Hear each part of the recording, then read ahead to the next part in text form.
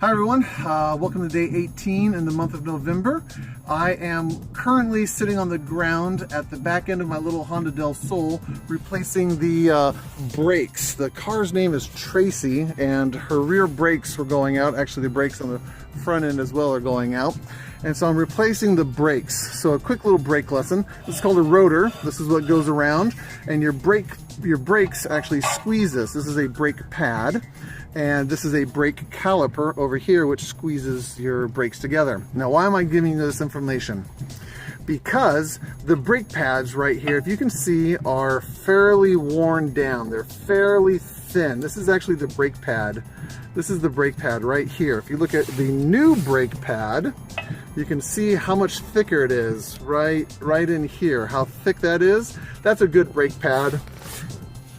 This is a bad brake pad. It is not so good.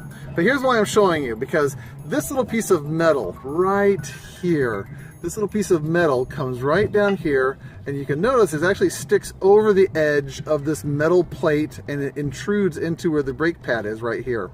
That's actually called a squealer. It's designed so that as your brake pads wear down, as your brake pads are rubbing against the rotor here, that piece of metal, as the brake pads get thinner, that piece of metal is actually going to start rubbing on the rotor itself and it starts to squeal. So if you're driving along and you hear your brakes going squeak, you have a squealer. That tells you that your brakes are needing some attention and they need to be replaced so that you can stop safely. Your marriage also has squealers in it. Your marriage has indicators that things aren't right, and if you take care of them early on, it will prevent permanent damage in your relationship. Replacing brake pads on a car only costs about $50.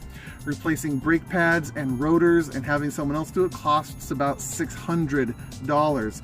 And so I want you to start noticing the indicators in your relationship so that you can have inexpensive repairs to your relationship before major problems set in. Some of those indicators, again, are when you guys are kind of bickering a little bit too much or fighting too much. It's when you are intentionally kind of distancing yourself from each other. You're not paying attention to each other. You would rather be other places rather than with your spouse. It's when you start to nitpick or correct little things, little comments, little statements throughout the day. It's focusing on trying to be right all the time instead of trying to be understanding with your spouse. All of these are squealers. All of these are indicators that something is needing attention, and it's time to start working on that so that you don't cause major damage to your relationship.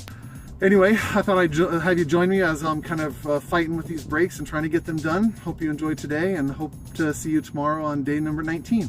Take care. Bye-bye.